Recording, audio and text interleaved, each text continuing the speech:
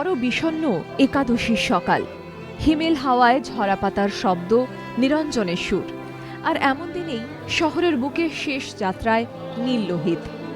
সকাল ৯:৫৬। প্রয়াত সাহিত্যিকের দেহ নিয়ে P7 থেকে রওনা দিল সববাহী যান। সকাল 10:২০ আনন্দবাজার পত্রিকার দপ্তরে পৌঁছয় সুনীল গঙ্গোপাধ্যায়ের দেহ। শেষ শ্রদ্ধা জানান আনন্দবাজার গোষ্ঠীর প্রধান সম্পাদক অভীক সরকার। সকাল 10:৪৫ রবীন্দ্র সদনে সুনীল গঙ্গোপাধ্যায়ের দেহ।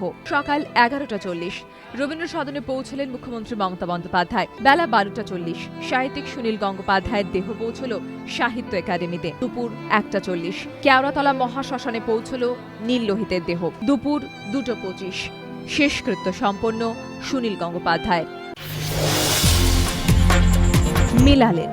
তিনি মেলালেন। সুনীল গঙ্গোপাধ্যায়ের অন্তিম যাত্রায় মুছে গেল বাম ডানের বিভাজন।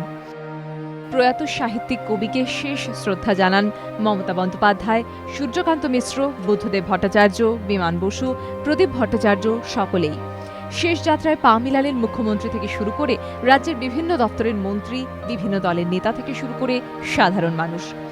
রবীন্দ্র সদন চত্বরে জমায়েত জনতাকে শৃঙ্খলাবদ্ধ করার দায়িত্ব হাতে তুলে নেন মুখ্যমন্ত্রী।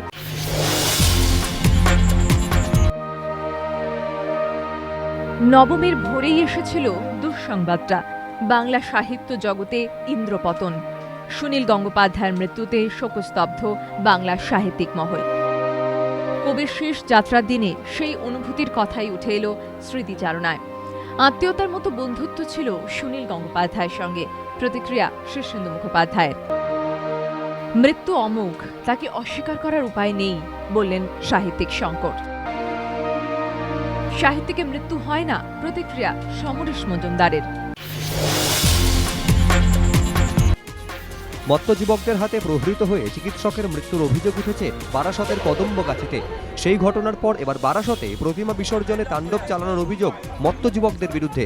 বুধবার টাকি থেকে প্রতিমা বিসর্জন দেখে গাড়িতে ফিরছিলেন একই পরিবারের বেশ কয়েকজন। বারাসতের সরোজ পার্কের কাছে বিসর্জনের শোভাযাত্রায় গাড়িটি আটকে পড়ে। অভিযোগ, কয়েকজন মত্ত যুবক বাঁশ দিয়ে গাড়ির কাঁচ ভেঙে দেন। আহত হন কয়েকজন মহিলা। ঘটনার পর পুলিশ কোনো ব্যবস্থা নেয়নি বলে অভিযোগ পরিবারের। যদিও অভিযোগ অস্বীকার করে বারাসত থানার দাবি, ঘটনার পর অভিযোগকারীদের হাতেই প্রহৃত হন পুলিশ কর্মীরা। ঘটনায় ওই পরিবারের 3 জনকে গ্রেফতার করা হয়েছে।